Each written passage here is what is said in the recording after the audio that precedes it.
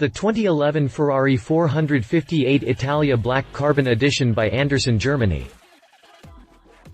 The Ferrari 458 Italia is not the only Ferrari model to caught Anderson, Germany attention. If their first package was based on the California, their next step was the 599 GTB Fiorano and now the 458. And keeping the same trend with all their latest packages, the kit for the Italia model is called Black Carbon Edition.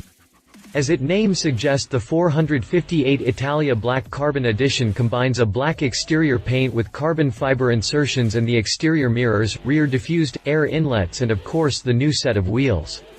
As for the interior, black leather and Alcantara is combined with carbon fiber inserts. As for the power upgrade, thanks to the addition of a new exhaust system and an EQ recalibration, the 4.5-liter V8 engine will now deliver an impressive 623 HP, quite an impressive update over the standard 570 HP.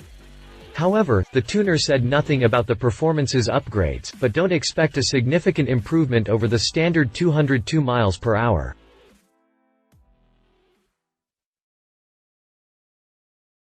If you liked this video, please share your thoughts in the comments below and don't forget to hit the subscribe button.